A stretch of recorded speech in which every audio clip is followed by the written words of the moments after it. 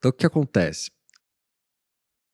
Juros, ele é muito previsível e é quem desloca para onde vai o dinheiro.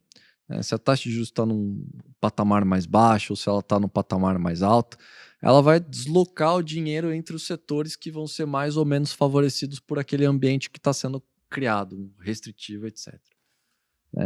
E desde 2007, eu passei a operar muito mais juros, um mercado que é muito mais líquido, muito mais previsível, no meu ponto de vista, do que ações, dólar, entre outros aí que é modinha de todo mundo. Então, a minha história inteira de 19 anos, eu posso falar assim, cara, eu operei muito mais juros na minha vida do que qualquer outra coisa. Tá.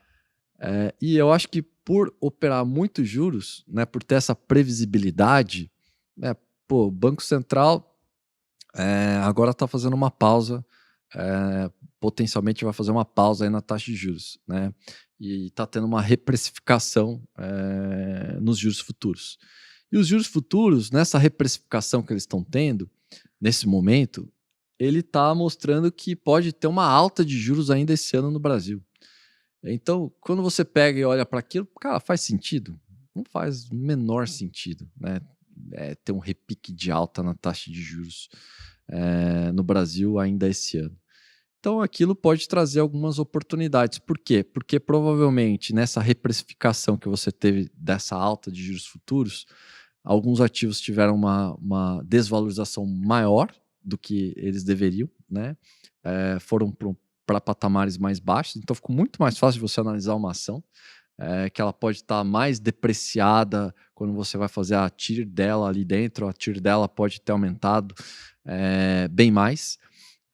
Pode ter uma oportunidade ali em pré-fixado, né? E que eu acredito que está tendo uma oportunidade muito grande em pré-fixado, principalmente nos médio a longo prazo ali, né? Curto prazo tem uma oportunidade, mas é um pouco menor.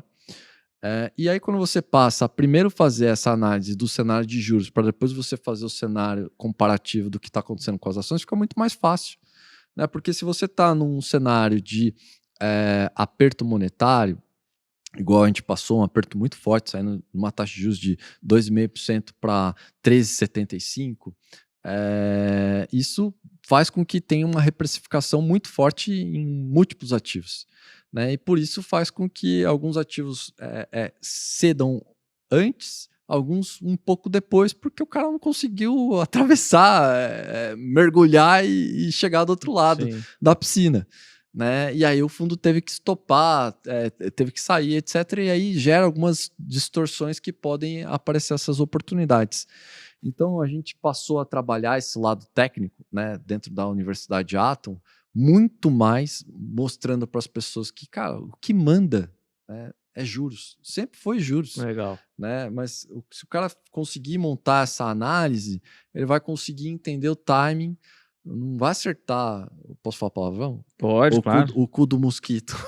Não vai acertar o cu do mosquito aqui. Não vai acertar o cu do mosquito ali, mas, cara, ele vai acertar um patamar que é uma região que, cara, é para comprar. Eu falo assim, as pessoas às vezes entram no mercado e às vezes elas têm dificuldade de entender o básico, né? O que é o básico? Comprado e vendido, né? O cara fala assim, dá para entrar vendido? Eu falo, caralho, velho. Aí quando você fala assim pro cara, né? Pô, quando o preço tá alto, né? Tem duas forças atuando. Como duas? Só tem uma, o cara que vai vender. Não, cara, o cara que comprou embaixo, ele vai vender em algum momento. E se ele achou que aquele preço tá caro, o upside para ele diminuiu, ele vai vender. Aí o cara que tá apostando na desvalorização também vai vender. Então você tem duas forças atuando naquele momento. Você não tem uma, você tem duas. Aí o cara, como assim duas? Meu Deus. Caralho, velho. Aí você desenha lá a senoide, né, da curva de juros. Aí dá nó na cabeça do cara, porque ele tá acostumado. Fulano falou para comprar aquela ação. Então eu falo assim, para quem quer começar no mercado financeiro, né, eu acho que tem que entender uma metodologia, um processo, e começa por juros, né? Não quer fazer universidade, quer ir para outra coisa, quer estudar outra. Vê se o cara está ensinando um conteúdo de ciclo de juros. Porque se o cara não souber o ciclo de juros, ele nunca vai aproveitar nenhuma oportunidade. Perfeito. Cara, as maiores porradas que eu tive na minha vida, 2008, juros, né? E eu falo, eu tive uma porrada em 2006, que foi essa porrada de apostar na queda da bolsa, na alta da Varg, etc. Mas ela estava ancorada já em juros, né, numa perspectiva macroeconômica. 2008, que eu acertei outra porrada também, e eu já estava maior, né, a porrada foi, Brasil recebeu grau de investimento, eu não vi, a bolsa estava num patamar que, se ela chegasse no estimado por todo mundo, ela tinha 12% de alta, e um pré-fixado pagava 14%. Putz. Eu falei, cara, se o Brasil recebeu o grau de investimento, o pré paga 14%, significa que, se cortar juros, esse pré vai render 20%, 25%. Sim. Então o upside dele tá melhor.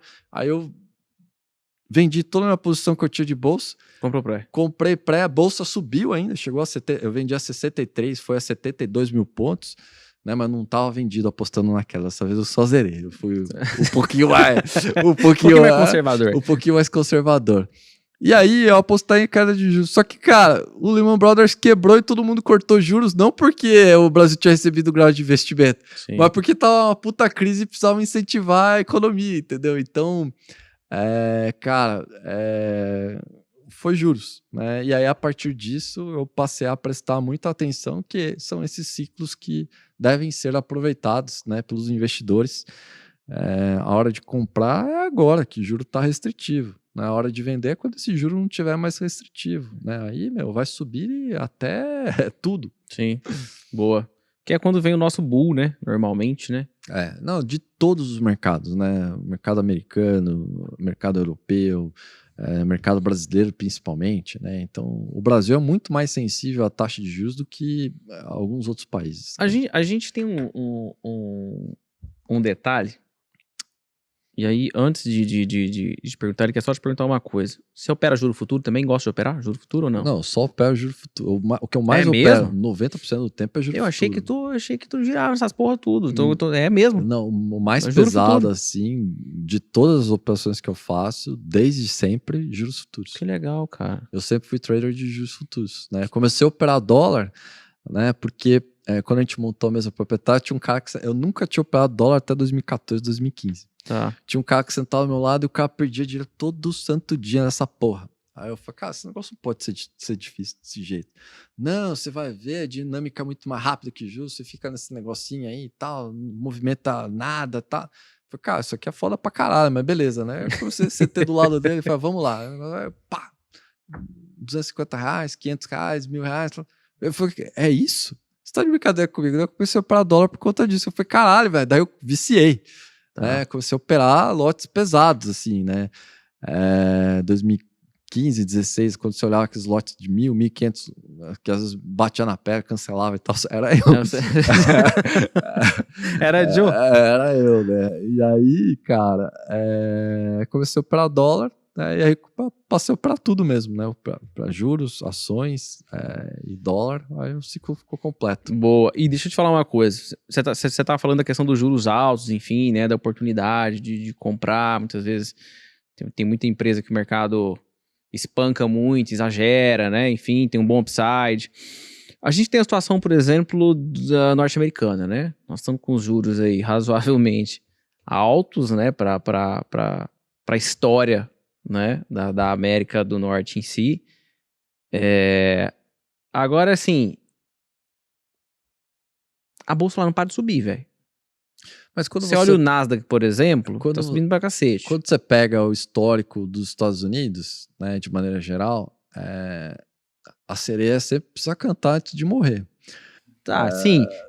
Mas aí eu vou chegar lá. 2006 foi isso que aconteceu. Quando o Alan Greenspan resolveu aumentar a taxa de juros, em maio, né, se você for lembrar bem a história, a crise só foi desencadear 2 anos depois. Setembro de 2007, não foi nem 2008. Setembro de 2007 que foi estouro da bolha imobiliária americana, Uhum. que a Bolsa Brasileira também teve uma queda expressiva lá também, etc. E depois de 2008 que a coisa piorou muito, né? O que está acontecendo lá é que você tem uma taxa de juros alta e você tem o Federal Reserve continuando imprimindo e entupindo E de assim, dólar o mundo E inteiro. são poucas empresas também que tá carregando a coisa nas costas, né? Mas assim, Você não acha? sempre né? Aqui no Brasil, quando você pega que a bolsa subiu, 10 empresas sobe, né? Eu acho que a questão nem é tanta em relação ao índice, mas obviamente falando, né? Tem riscos elevadíssimos, né? Principalmente porque está apoiado em uma nova tecnologia, que é a inteligência artificial, que parece muito com a febre de 2000. Não peguei a crise de 2000, Sim. né? Mas estudei um pouco e eu vejo coisas um pouco Semelhança. semelhantes.